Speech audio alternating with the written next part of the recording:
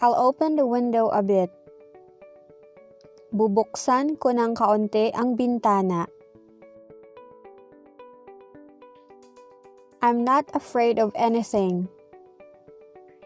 Wala akong kinakatakutan. I've been on edge recently.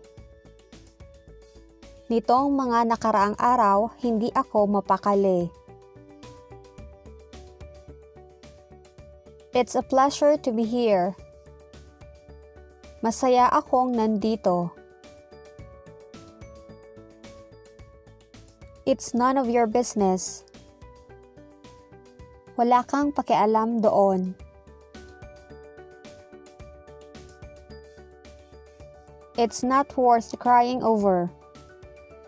Walang kwentang pag-iyakan. Let's take a picture. Magpakuha tayo ng litrato. Many young men went to war. Maraming batang lalaki ang pumunta sa digmaan. No one could find the treasure. Walang makahanap ng kayamanan. No one trusts him anymore. Wala nang nagtitiwala sa kanya. Nobody will know what happened. Walang sino mang makakaalam ng nangyari. Nobody lives in this house. Walang taong nakatira dito. Please wake me up at 7. Pakigising ako ng alas 7. She just leaned against me. Sumandal lang siya sa akin. That's their responsibility. Responsibilidad nila yan. The dog is under the table. Ang aso ay nasa ilalim ng mesa. The students have returned. Bumalik na ang mga estudyante. There are no clouds today.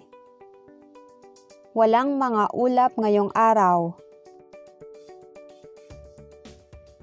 Why don't you believe me? Bakit hindi mo ako paniwalaan? Am I not enough for you? Hindi ba ako sapat para sa'yo? Who cares about your feelings? Sinong may pakialam sa nararamdaman mo? How come you weren't there? Paano nangyaring wala ka doon? You supposedly here by now. Dapat nandito ka na ngayon. There's hope for everybody. May pag-asa para sa lahat. Don't ever lose hope. Huwag kang mawawalan ng pag-asa. They watched me in silence. Pinanood nila ako ng tahimik. This lady changed her look. Iniba nitong dalaga ang kanyang itsura. I want to write my own book. Gusto kong magsulat ng sarili kong libro. Have you forgotten your debt?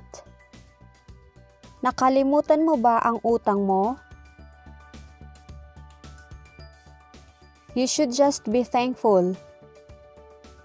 Dapat magpasalamat ka na lang. Why are you so rude? Bakit ang bastos ng ugali mo? This is me and I will not change it for you. Ako to at hindi ko ito babaguhin para sa'yo. Don't ruin someone's happiness. Huwag mong sirain ang kaligayahan ng isang tao. Please accept my apology.